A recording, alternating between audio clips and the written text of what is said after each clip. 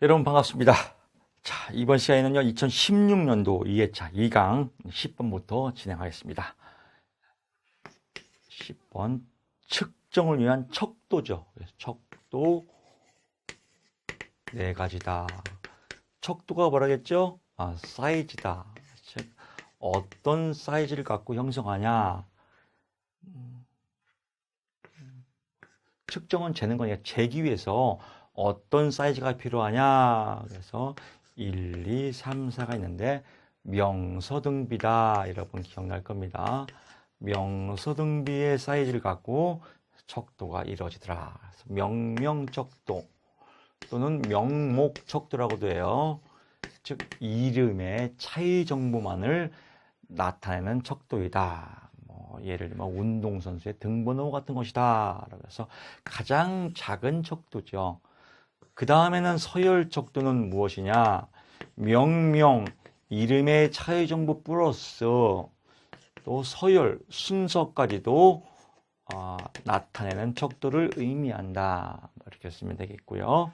등간 척도는 무엇이냐? 명명, 이름의 차이 정보 플러스 서열, 순서 플러스 또 등간의 간격까지도 나타내는 척도를 의미한다. 이렇게 보고, 유식한 말로는 절대 0점이 없다. 이 말은 뭐냐? 0의 의미, 속성이 없다. 즉, 간격만 이렇게 알려주는, 이렇게 예를 들면 그런 거다. 그래서 간격만 알려주는 거지, 0으로서 어떤 가치와 속성이 있는 것은 아니다. 비율 척도는 가장 큰 척도죠. 명명, 이름의 차이 정보 플러스 서열, 순서 플러스 등간, 간격까지 또 비율까지도 나타내는 척도로서 0의 속성이 있다. 즉 절대 0점이 있다. 즉 0의 의미, 곱하기가 된다는 겁니다. 비율이니까. 그래서 1 곱하기 0은 뭐예요? 0.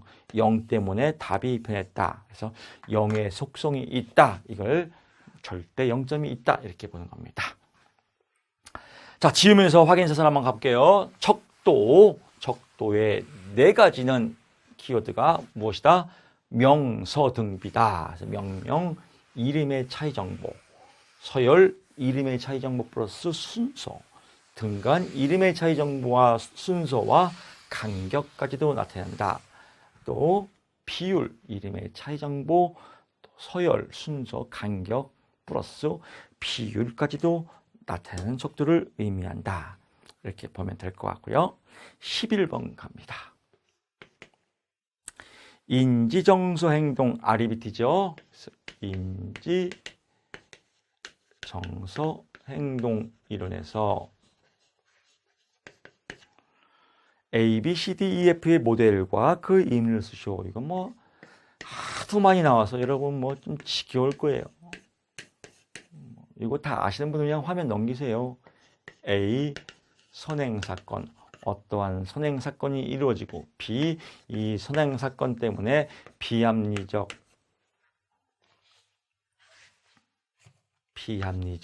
신념이 발생되면서 이 비합리적 신념 때문에 어떠한 결과와 또 결정이 내려졌고 그건 아니다 라고 해서 논박의 단계를 가서 논박, 반박을 통해서 전환이죠, 전환. 전환을 통해서 이펙트, 효과가 긍정적인 효과가 나타나서 필링, 새로운 감정으로 변했다. 이 새로운 감정을 다른 말로 합리적인 신념이라고 한다. 즉, 비합리적 신념을 합리적 신념으로 전환시키는 게 A, B, C, D, E, F 모델이다. 이렇게 여러분 잘 아실 거예요. 1차부터 하도 많이 해서.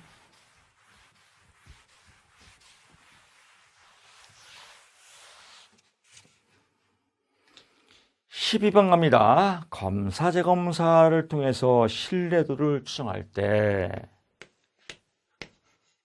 검사 재검사 신뢰도란 하나의 검사를 똑같이 또 보는 거예요. 추정할 때 충족되어야 할 조건이에요. 조건, 문제가. 충족이 안 될 경우에 문제가 생기죠. 그 문제점을 우리가 배웠지 않습니까? 어떤 거예요? 검사 때문에 똑같은 검사를 똑같이 보기 때문에 2월 돼서 2월 효과다. 연습돼서 연습 효과다. 기억돼서 기억 효과다. 그래서 검사 요인 효과다라고 배웠지 않습니까? 또 성숙해서 반응이 민감하게 변해서 성숙 요인 효과. 어떤 역사적인 사건 때문에 역사 요인 효과. 그러니까 똑같은 검사를 할 때 충족되어야 할 상황은 거꾸로 뒤집으면 되죠. 역사적인 사건이 안 일어나야죠. 이 문항을 보고 이 검사를 했는데 또 이 검사를 할 사이에 역사적인 사건이 일어나면 답이 변해야겠죠. 그러니까 역사적인 사건이 안 일어나야 된다.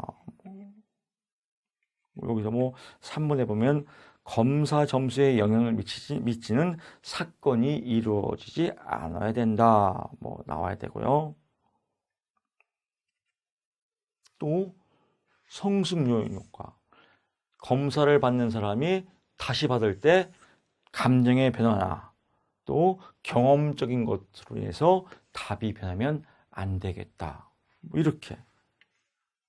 측정 내용 자체는 일정 시간이 경과하더라도 변하지 않는다. 측정 내용 자체가요. 왜? 검사, 재검사니까 똑같은 검사를 보니까 정리하면요. 검사 자체가 일정 시간이 경과하더라도 변하지 않아야 한다. 두 번째, 성숙.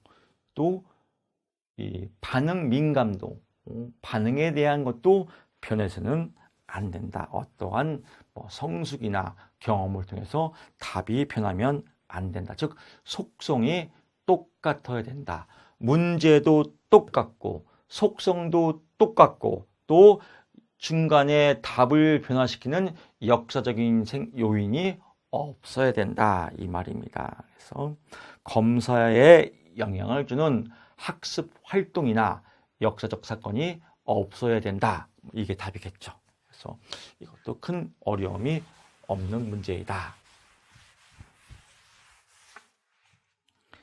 13번 갑니다. 상담에서 내담자가 침묵하는 원인. 이건 정말 또 서비스 문제예요. 내담자가 침묵하는. 자주는 안 나오는데 이거 못 쓰는 사람은요. 좀 문제가 있어요. 한번 생각해 보세요. 내담자가 침묵을 해요. 왜 할까요? 이유가 있으니까 하겠죠. 첫째, 왜? 기분 나쁘니까. 누가? 상담자가. 상담자가 기분 나쁠 때. 두 번째, 내담자가 피곤해서. 내담자가 상담을 받기 싫어서. 상담자가 얼굴이 찌질해서. 아니면 냄새가 더럽게 나서. 뭐 여러 가지가 있죠. 다 답이에요. 이거 그냥 칸만 맞으면 점수 6점 줍니다. 불안해서 말을 못하고 또 저항, 기분 나빠서 불안이나 저항을 표현할 때 또 두 개 빼서 내담자가 불안할 때 침묵한다. 내담자가 저항할 때 침묵한다. 다 답이에요. 또 혼자 생각을 정리할 때 답이다. 또 상담자가 재확인, 상담사가 재확인을 바라거나 또 상담사가 어떤 말을 해주기를 바랄 때 이렇게 또 기다리려고 할 때 상담자의 내용을 기다리려고 할 때 침묵한다. 좀 좀 원칙적인 답이겠지만 쑥스러워서 침묵한다. 이것도 답이겠죠. 그러니까 다 답이에요. 이런 거는 쓰면 점수를 다 준다. 14번 흥미사정기법이에요. 14번 흥미사정기법이다. 즉 흥미를 조사하는 기법이에요. 첫째, 내담자가 어떤 작업을 해봤냐. 그래서 내담자가 작업 경험, 어떠한 일을 해봤냐, 어떠한 일을 좋아하냐. 내담자의 작업 경험을 분석해서 흥미를 알아보는 방법이 있고요. 또 두 번째, 직업 카드 분류법. 그래서 직업 카드, 직업이 들어가 있는 카드를 보고 이 직업에 들어가는 카드에 선호군 또 비선호군, 미결정권으로 카드를 나눈 다음에 어떤 것들을 선호하냐, 그 선호하는 내용에 대한 직업을 보고 흥미를 분석하는 걸 직업카드 분류법이라고 하죠. 또 직업 흥미검사 실시, 뭐 홀랜드의 직업 선호도 검사나 뭐 스트롱 검사, 뭐 스트롱의 직업 흥미 검사, 뭐 또 이런 후더 흥미 검사, 이런 흥미 검사를 통해서 내담자의 흥미를 조사하는 방법이다. 뭐 이렇게 보시면 될 것 같고요. 15번 갑니다. 15번 직업 적응 이론이네요. 직업 적응 이론이다. 제목 직업 적응 이론 나오면 누가 나와야 돼요? 롭키스트와 데이비스다. 어느 대학에서? 미네소타 대학에서. 이렇게 나오는데, 직업 적응을 잘할 때 어떤 사람이 잘하더라? 두 가지 영역이 있다. 그래서 1차에 많이 했어요. 즉 성격적 측면으로 적응을 잘하는 사람이 있고, 또 환경에 잘 적응하는 사람이 있다. 그래서 성격적 측면을 얘기하는 거니까 여기서는 민역 리지다. 그래서 민역 리지. 환경적 요인은 시험에 안 나왔지만 혹시 나올 수 있으니까 그냥 제목만 융근 반적이다. 민역 리지, 융근 반적. 즉 민첩성, 정확도보다 속도를 더 중요시한다. 이런 사람이 직업 적응을 잘하더라. 역량이 많은 사람이겠죠. 그래서 역량은 활동 수준이에요. 활동 수준. 그 활동 수준이 많은 사람이 직업 적응을 잘하더라.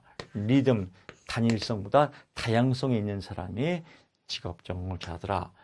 또 지구력은 활동 수준을 얼마큼 오래 할 수 있냐. 이 오래 할 수 있는 지구력이 있는 사람이 직업 적응을 잘하더라. 그래서 설명은 어렵지 않죠. 그래서 융통성이 있는 사람이, 또 끈기가 있는 사람, 또 반응을 잘하는 사람, 또 적극적인 사람이 직업 적응을 잘하더라. 그래서 성격적 측면과 환경적 측면이 있다. 그래서 이것도 아주 어렵지 않은 내용이다. 쉬운 내용이다. 결국은 똑같습니다. 문제가 무엇을 요구하는지를 알고 거기에 합당하는 키워드를 맞춰서 그 키워드를 이해해서 내가 자유롭게 표현하면 2차 합격은 문제가 없다고 봅니다. 자, 16번 갑니다. 홀랜드의 육각형 모델과 관련된 해석 차원정. 즉 홀랜드의 직업적 성격 유형이 6개 있는데 그 6개를 어떻게 해석하냐 이거예요. 그러니까 해석이라고 해요. 해석 차원이라고도 하고요. 해석 차원이라고도 하고, 또 다른 말로는 홀랜드의 직업적 성격 유형의 주요 개념이라고도 해요. 이 제목을 꼭 여러분 파악해야 돼요. 주요 개념이라고도 하고 해석 차원이라고도 해요. 그래서 여기는 일관성, 변별성, 정체성을 쓰시오라고 했는데, 만약에 시험에 응용 문제가 나와서 홀랜드의 육각형 모델과 관련된 해석 차원 3가지를 쓰세요. 이러면 또 못 써요. 왜? 제목을 모르니까. 그럼 그 중에서 3개만 쓰면 되는데, 다 보고 이거 내가 다 외웠는데, 외우면 뭐해? 제목을 모르는데. 또 이렇게 나왔어요. 진짜 기출문제에서. 홀랜드의 직업적 성격 유형의 주요 개념 3가지를 쓰세요. 그랬더니 또 주요 개념은 듣보잡이에요. 그래서 또 못 쓴 사람 많아요. 답이 이건데. 그러니까 제목을 잘 중요시해야 돼요. 그래서 홀랜드의 주요 개념을 보게 되면 여기가 일관성, 현실성, 현실형, 탐구형, 예술형, 사회형, 진취형, 관습형이 있는데, 이 홀랜드 코드라고 하죠. 이 홀랜드의 코드가 서로 붙어 있을수록 일관성이 높다라고 보고요. 또 아무리 일관성 서로 관련이 있지만 각 고유한 개별적인 특성은 있다. 이게 변별성이에요. 그래서 차별성이라고 하는데 홀랜드 코드가 각 고유한 특성을 지니고 있다. 또 정체성은 뭐냐면요. 정체성은 아주 쉽게 말하면 정체성이 있다, 정체감이 있다. 이건 안정성이에요. 정체성을 다른 말로 안정성이라고 해요. 어떤 안정성? 직업적 안정성이죠. 직업적 안정성. 즉 직업에 대해서 경제적 보상과 사회적 지위가 따르는 안정성을 정체성이라고 한다. 얼마큼 얘가 빠르겠습니까? 착착 달라붙죠? 정체성이다. 그래서 보통 이제 이런 내용이 기본 원서를 다 뭐 이렇게 해석하고 베꼈기 때문에 기본 직업 상식이 자꾸 어려워요. 어려운 용어를 봐서 도대체 무슨 내용인지 몰라 읽어도. 그냥 그대로 베껴서 그래요. 그래서 제가 책을 쓸 때는 좀 쉬운 용어로 재해석해서 정체성이란 사회적 지위와 경제적 보상에 따르는 직업적 안정감을 의미한다. 얼마큼 쉬운 용어로 이해가 빨라요. 이렇게 보면 될 것 같고요. 그래서 변별성, 정체성, 또 일관성, 또 계측성이라고 그래요. 서로 반대 유형, 사유형과 현실형은 서로 반대 왼수지간이에요. 그래서 서로 거리가 측정할 만큼, 계측할 만큼 서로 반대의 유형을 갖고 있다. 이걸 보고 계측성이라고 한다. 그래서 뭐 5가지죠. 일관성이 있고 또 일치성이 있죠. 일치. 개인의 흥미, 성격과 직업적 환경이 잘 맞을수록 서로 만족도가 높다. 그래서 일치성. 개인의 성격과 직업적 환경이 일치하여야 한다. 일치성. 뭐 그런 내용인데 여기서 일관성은 홀랜드 두 구도가 서로 붙어 있을수록 일관성이 높다. 변별성, 차별성, 각 유형은 고유한 특성을 갖고 있다. 정체성이랑 직업에 대한 안정감을 의미한다. 아주 깔끔하게 딱 떨어지죠. 그래서 이걸 보고 해석 차원이라고도 하고 주요 개념이라고도 한다. 뭐 이렇게 보면 될 것 같습니다.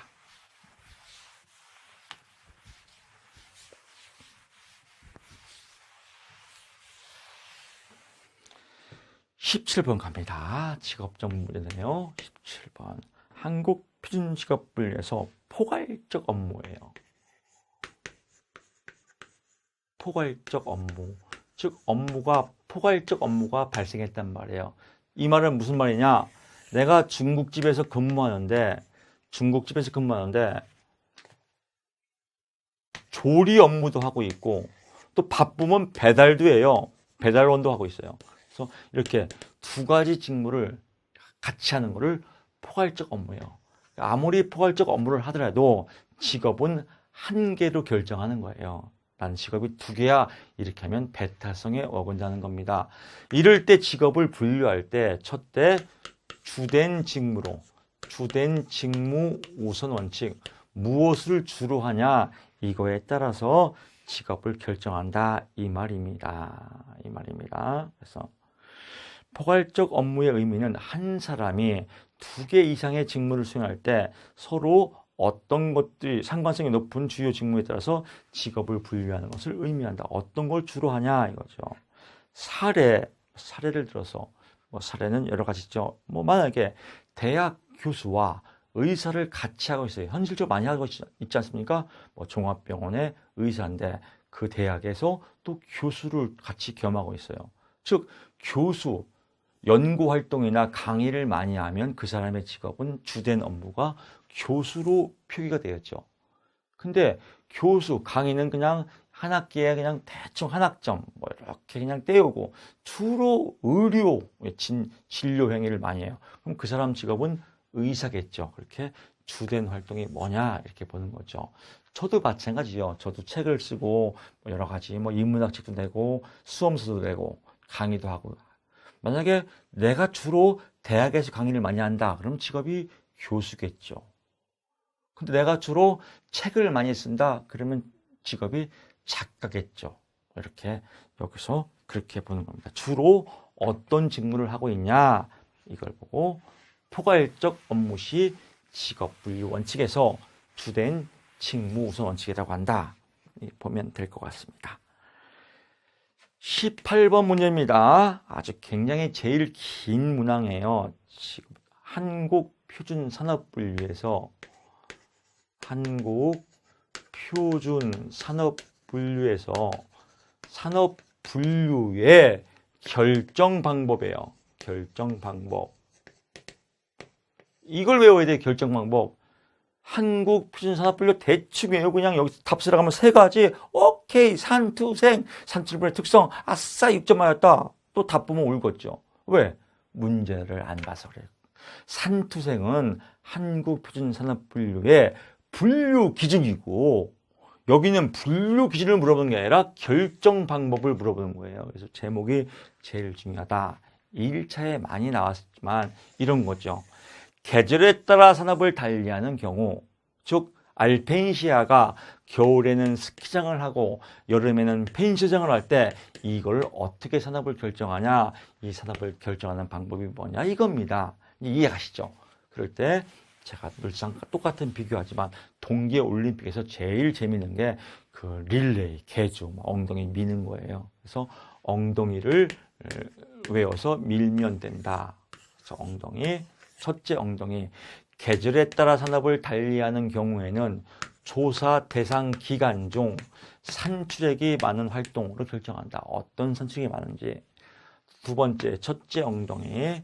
휴업 중 청산 중인 산업활동은 두 번째 엉덩이 휴업 전 청산 전 산업활동으로 결정하며 세 번째 엉덩이 설립 중인 산업활동은 개시하는 활동으로 결정한다. 그래서 이렇게 엉덩이 밀면 되겠습니다.